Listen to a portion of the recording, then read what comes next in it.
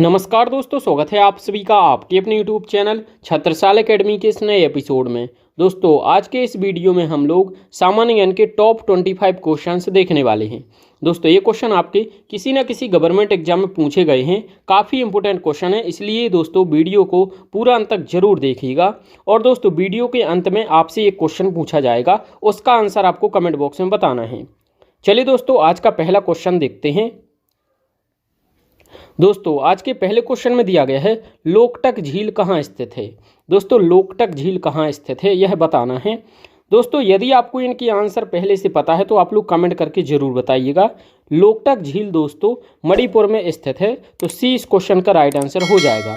दोस्तों लोकटक झील पर दुनिया का एकमात्र तैरता हुआ राष्ट्रीय उद्यान काबो लमजाओ स्थित है, यह दोस्तों आपको याद रखना है।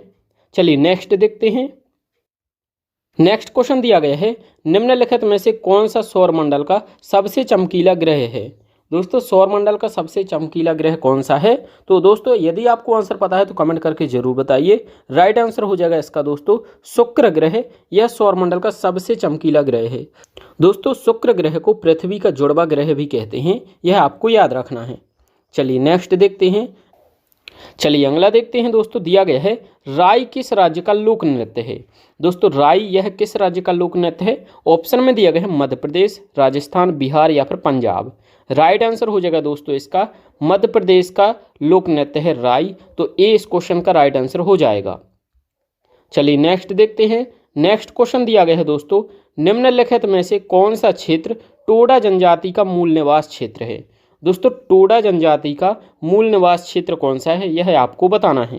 दोस्तों इसका राइट आंसर हो जाएगा नीलगिरी तमिलनाडु क्षेत्र, यह दोस्तों टोडा जनजाति का मूल निवास क्षेत्र है, तो दोस्तों ए इस क्वेश्चन का राइट आंसर हो जाएगा। चलिए नेक्स्ट देखते हैं। दिया गया है दोस्तों ऑस्ट्रेलिया ने किस देश को हरा करके एक दिवसीय क्रिकेट विश्व कप 2023 जीता है। दोस्तों एक दिवसीय क्रिकेट विश्व कप 2023 का आयोजन भारत में किया गया था। इसमें दोस्तों ऑस्ट्रेलिया ने भारत को हरा करके यह खिताब जीता है, तो दोस्तों ए इस क्वेश्चन का राइट आंसर हो जाएगा भारत को हरा करके। चलिए नेक्स्ट क्वेश्चन देखते हैं। दोस्तों दिया गया है टोक्यो पैरालंपिक 2021 में मिश्रित 50 मीटर पिस्टल SH1 निशानेबाजी में स्वर्ण पदक किसने जीता। दोस्तों टोक्यो पैरालंपिक 2021 की बात करें तो इसमें दोस्तों भारत ने कुल 19 मेडल जीते थे, जिसमें से दोस्तों 5 आपके गोल्ड मेडल थे, 8 आपके सिल्वर मेडल और दोस्तों 6 ब्रॉन्ज मेडल थे। यदि हम लोग इस क्वेश्चन की बात करें तो मिश्रित 50 मीटर पिस्टल SH1 निशानेबाजी में मनीष नरवाल ने स्वर्ण पदक जीता था, तो 20 क्वेश्चन का राइट आंसर हो जाएगा। यदि हम लोग सुमित अंतल की बात करें तो इन्होंने जेवलिन थ्रो में स्वर्ण पदक जीता था। योगेश कथुनिया की बात करें तो इन्होंने दोस्तों एथलेटिक्स में सिल्वर मेडल जीता था। सिंहराज आधना की बात करें तो इन्होंने 50 मीटर पिस्टल में सिल्वर मेडल जीता था, तो ये सभी आपको याद रखने हैं। चलिए नेक्स्ट क्वेश्चन देखते हैं। दिया गया है दोस्तों निम्नलिखित में से किसे आमित्र घात के नाम से जाना जाता है। दोस्तों आमित्र घात के नाम से किसे जाना जाता है। ऑप्शन में दिया गया है चंद्रगुप्त मौर्य, बिंदुसार, अशोक या फिर पुष्यमित्र शुंग।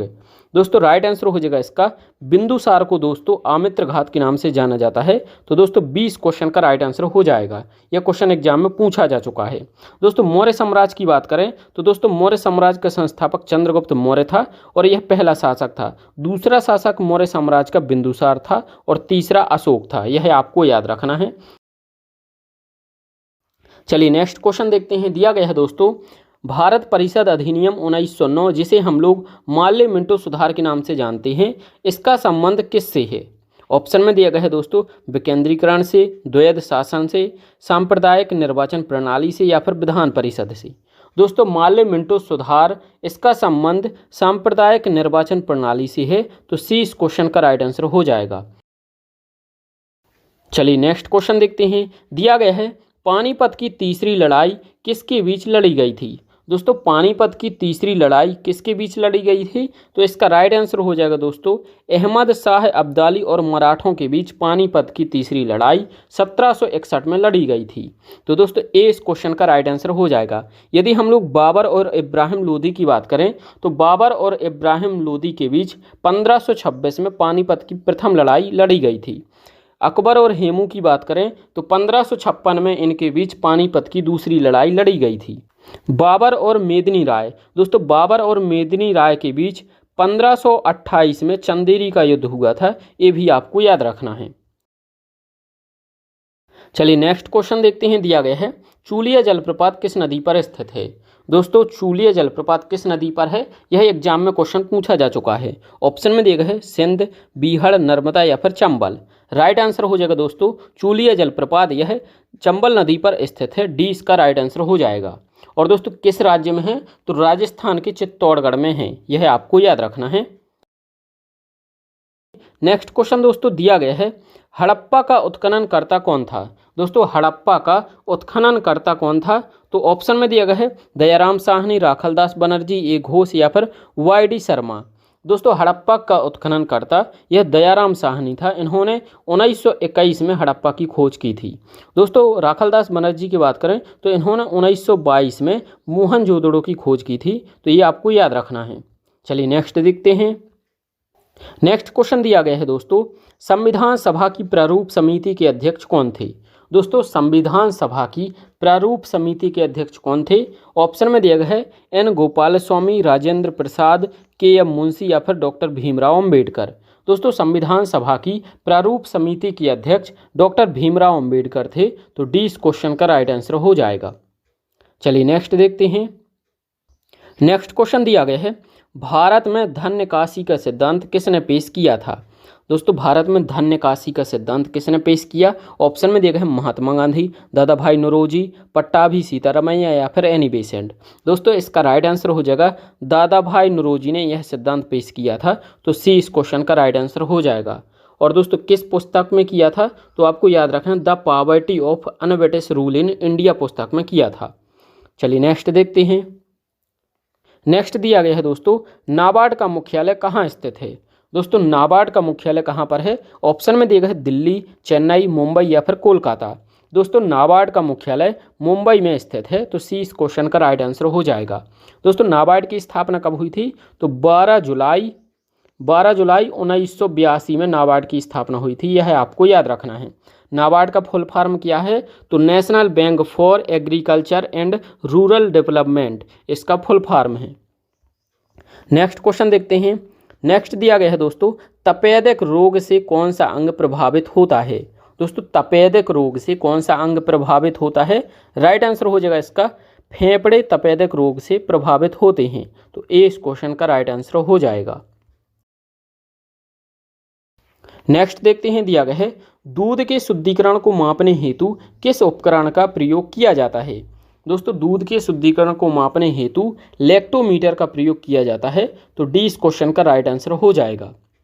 नेक्स्ट देखते हैं। नेक्स्ट दिया गया है संविधान के किस भाग में पंचायती राज व्यवस्था के प्रावधान हैं।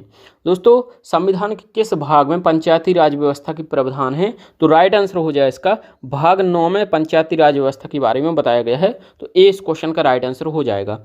भाग 10 की बात करें तो अनुसूचित जनजाति ST SC के बारे में भाग 10 में बताया गया है। और दोस्तों भाग 11 में केंद्र और राज्य के बीच शक्तियों के बंटवारे के बारे में बताया गया है। 12 की बात करें तो भाग 12 में केंद्र और राज्यों के बीच वित्तीय मामले के बारे में बताया गया है, तो ये सभी आपको याद रखना है। नेक्स्ट दिया गया है दोस्तों उत्तरी गोलार्ध में सबसे छोटा दिन कौन सा है। दोस्तों उत्तरी गोलार्ध में सबसे छोटा दिन 22 दिसंबर को होता है, तो 20 क्वेश्चन का राइट आंसर हो जाएगा। यदि हम लोग सबसे बड़े दिन की बात करें तो 21 जून को सबसे बड़ा दिन होता है, ये आपको याद रखना है। चलिए नेक्स्ट क्वेश्चन देखते हैं। दोस्तों नेक्स्ट क्वेश्चन दिया गया है नीरज चोपड़ा किस खेल से संबंधित है। दोस्तों नीरज चोपड़ा किस खेल से संबंधित है। राइट आंसर हो जाएगा इसका नीरज चोपड़ा दोस्तों भाला फेंक से संबंधित है, जेवलिन थ्रो से संबंधित है, तो ए इस क्वेश्चन का राइट आंसर हो जाएगा। इन्होंने दोस्तों टोक्यो ओलंपिक 2020 में स्वर्ण पदक जीता था, तो ये आपको याद रखना है। नेक्स्ट देखते हैं। नेक्स्ट दिया गया है दोस्तों प्रधानमंत्री उज्ज्वला योजना किससे संबंधित है। दोस्तों प्रधानमंत्री उज्ज्वला योजना यह LPG कनेक्शन से संबंधित है, तो दोस्तों ए इस क्वेश्चन का राइट आंसर हो जाएगा।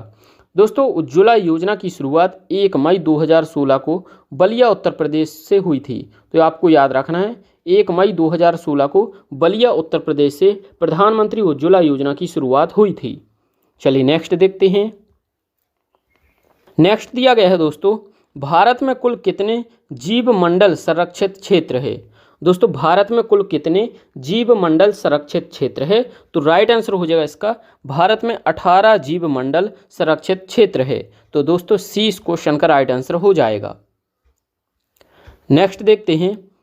नेक्स्ट दिया गया है दोस्तों, आंध्र प्रदेश के वर्तमान मुख्यमंत्री कौन हैं। दोस्तों आंध्र प्रदेश की वर्तमान में मुख्यमंत्री कौन है, यदि आपको आंसर पता है तो कमेंट करके जरूर बताइए। दोस्तों आंध्र प्रदेश के वर्तमान मुख्यमंत्री वाईएस जगन मोहन रेड्डी है। तो डी इस क्वेश्चन का राइट आंसर हो जाएगा। नेक्स्ट क्वेश्चन दिया गया है दोस्तों, गैर नृत्य ज्यादातर राजस्थान के किस समुदाय के द्वारा किया जाता है। दोस्तों गैर नृत्य यह राजस्थान की भील समुदाय के द्वारा किया जाता है। तो ए इस क्वेश्चन का राइट आंसर हो जाएगा। दोस्तों गोवारी नृत्य भी राजस्थान की भील समुदाय द्वारा किया जाता है, जो राजस्थान में प्रसिद्ध है। तो ये भी आपको याद रखना है। नेक्स्ट दिया गया है दोस्तों, वर्ष 2023 में भारत ने G20 शिखर सम्मेलन की अध्यक्षता किसे सौंपी है। दोस्तों वर्ष 2023 में भारत ने G20 शिखर सम्मेलन की अध्यक्षता ब्राजील को सौंपी है। तो दोस्तों सी इस क्वेश्चन का राइट आंसर हो जाएगा।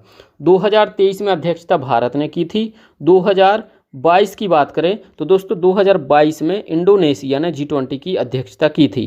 2024 की बात करें तो अब ब्राजील 2024 में G20 शिखर सम्मेलन की अध्यक्षता करेगा।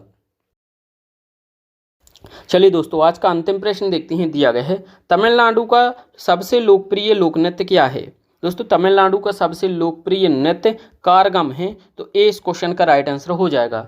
दोस्तों कुटियट्टम और कथकली दोस्तों यह केरल राज्य की लोक नृत्य है, और यक्षगान यह दोस्तों कर्नाटक का लोक नृत्य है। तो ये आपको याद रखने हैं। दोस्तों आज का क्वेश्चन आपके लिए दिया गया है, मनुष्य के शरीर का सामान्य तापमान कितने डिग्री सेल्सियस होता है। दोस्तों इसका आंसर आपको कमेंट बॉक्स में बताना है। जो भी सही आंसर है कमेंट बॉक्स में जरूर बताइएगा।